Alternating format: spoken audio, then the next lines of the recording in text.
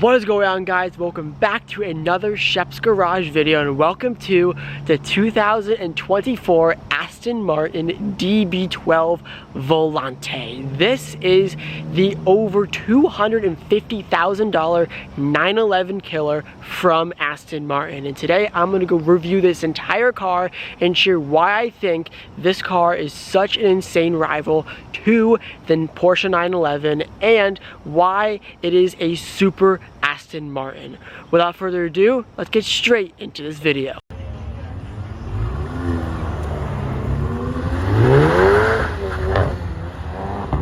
But first, if you're new to my channel and this is the first time seeing my face on your screen, consider subscribing down below for more awesome market GTI content and other car content on this channel. This is my 2,000 subscriber special. I want to review something super cool for you guys, and here it is. So my goal is to become a full-time YouTuber, and I cannot do it your guys' support. I really do appreciate all the support and for 2,000 subscribers on this channel. But anyways, enough about me. Let's get on to the Aston Martin DB12. The Aston Martin DB12 replaces the DB11 in Aston Martin's lineup, and it comes in coupe and volante, which stands for convertible in Aston Martin language, I guess. These cars in coupe form start at $250,000. Yeah, comparing that to an equivalent 911, I mean, you're looking at almost a fully loaded Targa at $250,000. This one behind me is, well, way more than $250,000. I would say the 911 that mostly really rivals this would be the 911 Turbo S. That is the highest output 911, highest horsepower. You can get it in coupe and convertible, and you can find them close to over $250, $270, and sometimes over $300,000. Like this car behind me. When it comes to Aston Martin, I find their cars to be a little bit more underrated compared to Porsche and Ferrari and Lamborghini and some of the other more high-end brands that make sports cars and supercars. And Aston Martin, when it comes to options, is very similar to Porsche in my opinion. You know, they have a lot of outrageous options that cost a ton of money, and they feel really and look really nice inside. So with that little teeny bit overview of the DB12 out of the way, let's start off with the exterior of this car, and I want to start off with the way this thing looks. This car has so many lines. It is so beautiful. That big Aston Martin front grille, that's their signature on all these cars. We have the Aston Martin logo in the hood right there, and you have all these lines all over the hood. It is so gorgeous to look at. These lines continue down the side. I love this element right here that says Aston Martin in the side. Super cool. And there's all these vents. Like, this is a vent going from the front wheel, probably for better brake cooling. We have these vents in the top for engine cooling. And then down the side, we have all these very subtle lines. You have the big side skirts down below. More lines in the back, and the back end looks very similar to the DB11. If you know the DB11, you know this is very similar to the back end, except the only difference from the DB11 to this is this car now has clear tails instead of red tails, which I think look a lot better actually. I also love this design element, how like the line going from the mirror going all the way to the back, and it kind of follows down here. Super cool. Kind of like tapers off. It's a really good looking car. Another thing I do really want to point out is the paint color on this car, which is called Caribbean Blue 2, which is such a gorgeous color. It's not really picking up on camera as well as in person, but it's like a baby blue with kind of a hint of white or green or gold in the paint. It is such a beautiful color, especially paired with the navy blue top as well. Super beautiful color on this. I mean, it's super unique, and this color alone, I mean, from the minimal research I've done, is well over $15,000 just for the paint color, and that's just the paint. I'm also a big sucker for different color calipers. These have this has carbon ceramic brakes, of course, being an Aston Martin, and it has gold calipers, which goes really well with the interior. But before I get down to the interior, I want to talk about the tires on this car. This car is on Michelin Pilot Sport S5 tires. Now, why am I pointing this out? You may be wondering, well, because one, Michelin tires are the best tires in the game, and number two, these are produced by Aston Martin Lagonda. So the AML stands for Aston Martin Lagonda. These tires are made specifically for this car, which is very, very cool. Most car companies slap on whatever normal tire is on the car. For example, our 911 Targa has Michelin Pilot Sport 4S tires. Those tires can be equipped on many other supercars on the market. However, these tires, the Michelin Pilot Sport S5 AML tires, can only be equipped on the Aston Martin DB12. That is super, super, super cool, and it really shows how much Aston Martin really cares about this car. Another touch I want to talk about are the mirrors. Look how far these extend, and look at just the shape of the mirror. It is super, super unique. And when you come over to the other side here, you can see the blind spot monitoring in the mirror, but also it's like a frameless mirror. Most mirrors have like a frame outer border and around it, which is kind of cool, but this one is frameless and it's edgeless and it's super, super neat. And the way they fold is like super satisfying. So when you lock the car, look at the way they fold up, and then when you unlock the car, they fold back down like that. It is so, so, so cool. So when they fold up, they're super, super narrow, but these like arms are super long, which is pretty neat. So yeah, very, very cool design element there as well. So to get into the DB12, you push here and then pull here, and then that's how you get in. And as you can see, the door rises up, like not out like normal cars. It rises up, but it's not like Lamborghini gullwing doors almost. These are called swan doors by Aston Martin, and why they are called swan doors is because they kind of go up like a swan's wings, I guess. But what's really cool in how these work is there's a hydraulic in the door right back there, so which means you can stop these anywhere and it will stay, which is really, there you go, really cool. Now, what's also a good plus about this is because there's a hydraulic in there, it makes the door not super heavy, and if there's like a big gust of wind, it keeps the door open, which is kind of neat. Stepping inside this thing, I mean, it is just an absolute work of art. I mean, I'll get to the whole power and torque thing in a minute, but I want us to just admire this interior. I mean, the quilting on the seats, the stitching on the back of the seat, we have all the open pore wood and the stitching and the cross stitching and all the different types of leather and Alcantara and wood and metal used in this interior. It is just absolutely beautiful. Like, it is an absolute work of art, and I almost don't want to sit in this thing. Because this is a review, I'm going to sit in this thing, and it is so low. Comparing this to, let's say, our 911 Targa, you know, the 911 Targa, when you get into something like that, it's more of a normal car height. This is super car height. I mean, it is on the ground. You can touch the ground from the seat.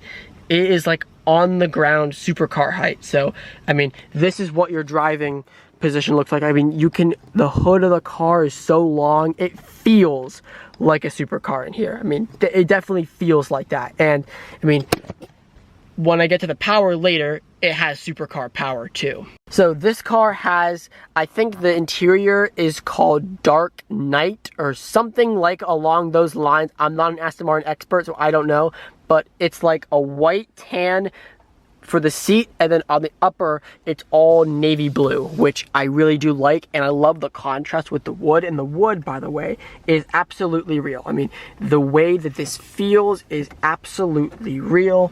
I mean, all the wood and the open pore, you can feel the grain, and they put it in like the most tiniest and attention to detail places ever.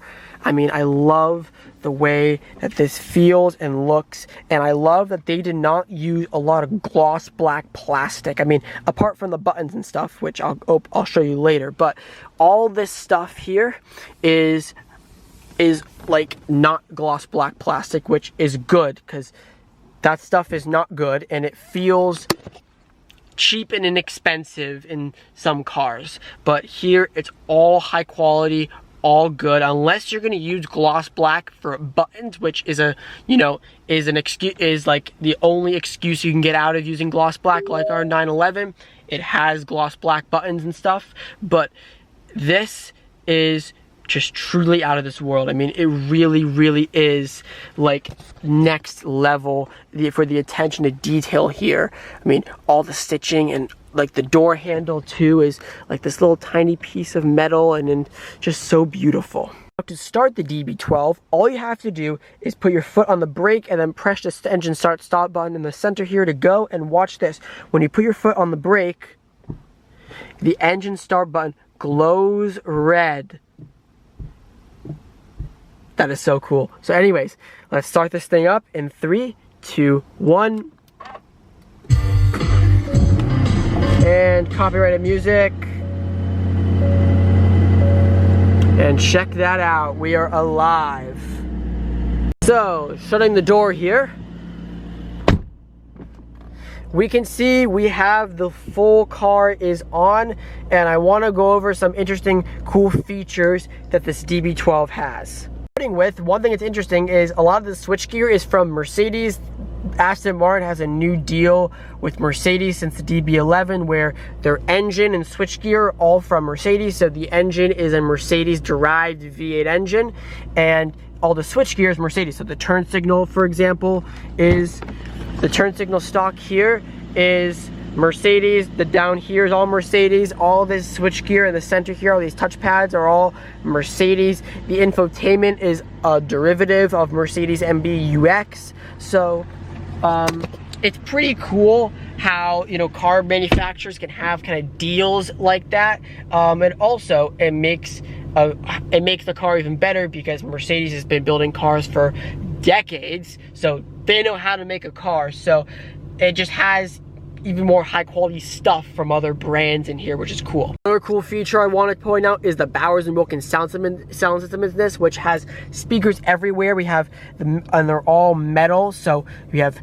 metal Bowers & Wilkins here, up top here, here, here, here, and a big one all the way in the back there, which is super neat, which is awesome. They look cool and they feel really high quality. And in the center console here, you have all of your switchgear, so, and your controls for the car. So you have your drive select stock, which is here, which is, you know, pretty self-explanatory, and it's kind of like the 911 where it's kind of like a flick of a switch to get into your desired gear. And over here, it's all this is kind of similar to a 911 Turbo S as well, where everything is where you'd expect it to be, and are all buttons too, including the climate control, which is also all buttons, as you can see, all up here, which I'll get to the climate control in a second. But we have the heated and cooled seat settings right here, all in a touch. We have your temperature and fan speed right here. You can raise and lower the temperature and raise and lower the fan with just a scroll of a dial. I love how it's always in front of you. Traction control, you have your active exhaust, which is super cool. I'll demonstrate that in a second. Your firmer suspension settings, so we have 3 settings. We have normal, sport, and then we have sport plus, which is like the firmest. Auto start stop, obviously you got to turn that off every single time. Your display, your lane keeping, parking sensors, and parking cameras and stuff. And then here is how you can activate manual mode and the top. Up here you have all your hard controls for your air conditioning. I love how all this is right in front of you and not embedded into the screen. Take note, other car manufacturers, not Porsche, but how about Ferrari or Lamborghini or Mercedes, how they embed all the climate in the screen. It's super annoying to fiddle with. All you have to do is just press a button and you're all set. And I love that in this thing. You have your defrosters in front of you, your AC, your recirc, and your sink. Everything is right in front of you where it should be, not embedded in a screen, which is awesome to see. Additionally, if you turn the start-stop dial, you have your different modes. So this, you have GT mode, which is like comfort, chill mode. Then we have sport. Then we have sport plus, and we have normal GT again. So 3 drive modes, but that's really all you need anyway. Most people, including me, would probably just put it in sport for the combination of sport sporty driving and comfort in GT, and that's sort of what you get in a 911 Turbo S. You get normal, comfort, or normal, sport plus, and individual. This, I can't seem to find an individual driving setting, but most people don't really use the individual driving setting anyway. So honestly, I would just put in sport and leave it in sport all the time. It's a good combination between all the attributes you get from the drive modes. Another interesting feature is all your seating controls are up against the center console, which is super cool. So they're not over here, they're over here, which is kind of cool because that means that they actually don't move with the seat, which is kind of neat because some people find it confusing when they move the seat to have the buttons move with the seat. So it's kind of nice to not have buttons that move with the seat. So that's a pretty cool, neat feature that these get. Another thing I want to touch upon is the camera system in this thing, which is absolutely amazing. You get this 360-degree camera here that's super accurate, and what's also cool is you can see the top and all around the car, and the backup camera is also relatively good and clear. This is something that, in my opinion, in like supercars, for example, where it's supercar manufacturers don't put good backup cameras. Like even in our 911, the backup camera is, you know, sometimes grainy, especially at night. And I know in, like, I don't know, a Lamborghini Huracan, for example, where that's obviously a tens of thousands of dollars, $100,000 over plus supercar, right? $200,000 actually, and the backup camera is like a grainy Audi backup camera, whereas this is clear, it's crystal clear, and it's accurate, and that's what's really important. So that's awesome to see that they have a good camera system in this car, especially because the blind spots in this thing are crazy, especially with it being a convertible. The B pillar and the A pillar and the rear window are just, you know, the visibility is not so great, but that happens with all convertibles. Another thing I do want to touch upon as well is the infotainment, and I love how it has this smart climate where you can touch this sun with the shoe or the sun with the hand, which stands for warm hands and warm feet, and it can adjust the climate control based on if you want warm hands or warm feet. So that's pretty cool, especially since if you want to drive with the roof down when it's cold out, you know, your hands and feet could always be warm. That's a pretty cool feature that it has that as a setting. Now, before I shut off the car and show you the powertrain, let's open the exhaust and hear this V8 come to life.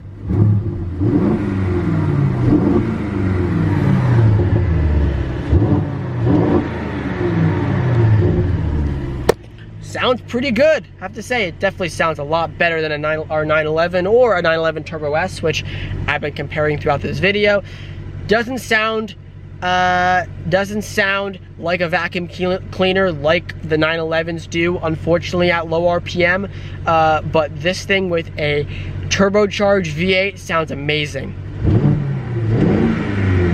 Sounds amazing. So now let's show you guys the engine. So coming under here, which there actually is no hood latch under here. It's actually on the passenger side, which brings me onto the next interesting feature about this car. The hood latch is on the passenger side instead of the driver's side. This is where the hood latch is. See this red handle, you pull this, and this is where the hood is. You're wondering, why in the world is it on the passenger side and on the driver's side? This is a left-hand drive vehicle. Well, because Aston Martin is from England, which has right-hand drive cars, it's easier for them, and it can save them money to not relocate the hood latch the other side when they make them for the left-hand drive market. So by having the hood latch on the right-hand side, they can leave it in one place and don't have to spend money on fixing it or retrofitting it to the left-hand drive car. So all Aston Martins of this generation, including the DBX that I reviewed about 2 or 3 years ago at this point, had the hood latch on the passenger side. Super strange, but super kind of interesting quirk on this car. Now, opening the hood on this car, I gotta find the catch for it. So, opening the hood here, There we go. We can see the beautiful V8 engine derived from Mercedes. So the DB11, which this car replaced, was came with a V12 or a V8. Now the V12s Aston Martin is not making anymore, at least I don't think. However, the V8s Aston Martin actually doesn't. While Aston Martin hand makes them, they're derived not from Aston Martin. They're not hand built and developed by Aston Martin. They're actually developed and derived from Mercedes, the Mercedes AMG team, which makes some absolutely insane V8. However, don't be fooled though, because this V8 is not similar to a Mercedes AMG V8. That's because this thing has bigger turbochargers and better cooling than a Mercedes AMG V8. So this thing is producing over 660 horsepower to be exact, almost 700 horsepower to be exact. 670 brake horsepower from this V8. So it's more powerful than the predecessor, the DB11's V8 and V12, and this thing is a V8, which is insane. As you can see, the final inspection there was done by Mr. Luke Wensley. So Luke, if you're watching this video, here's your engine. It's in this car. But it sounds great, it's super powerful and super fast. So even though these aren't Aston Martin's V12, the V8 is still a really, really good engine. The fact that it makes more horsepower than the V12 is just absolutely insane with the better cooling and bigger turbos. This thing is an absolute monster. Now before we wrap up the video, let's check out the trunk, which you can pop open with the key, and opening it, yeah, it's pretty small. I mean, honestly, this was pretty self-explanatory from the beginning, is how small this trunk is. You definitely won't be getting golf clubs in here, but to be honest with you, comparing this to a 911, like a 911 Turbo S convertible, you really aren't getting that much different space. The only difference is the front, the trunks, the front instead of the back. So in this kind of class of car, you're not going to be expecting a huge amount of trunk space, but it's still somewhat decent. I mean, it's a pretty big opening, kind of the same as the 911, so you know, it's decent. It's obviously, you're not going to be getting, you know, Escalade types of room in this thing, but it's a relatively decent sized trunk that you can get basically what you need. If you want to do some errands, you can probably get what you need in this thing. It's definitely suitable for this thing. And that is the 2024 Aston Martin DB12 Volante. This is an absolutely beautiful car with a gorgeous exterior, a beautifully crafted interior, and an amazing engine. So here's the question I wanted to answer in today's video. Should you buy this over a Porsche 911 Turbo S convertible, or should you go out and buy a DB12 Volante? Well, here is what I think. The Porsche is absolutely amazing if you're going to be looking for an absolutely fast engine with supercar-like styling. The Porsche is a really good alternative. However, if you really want the powerful engine but a more finely crafted interior than the Porsche with much more attention to detail, like I'm talking much more attention to detail, this is definitely your car. The interior on this is by far better than a 911 Turbo S. The fit and finish and craftsmanship is just in the attention to detail in the interior. This thing is absolutely amazing, and that's why I would see someone choosing this over a 911. So that is what I think of this car. It's an absolutely amazing car. Which one would I have to go with? I don't know. If it was this spec, I may choose this over Turbo S just because of the V8, but I don't know. It would be a coin toss for me. But on that note, thank you guys so much for watching this video. Thank you guys for 2,000 subscribers. Comment, like, and subscribe, and I'll see you guys in the next one. Peace.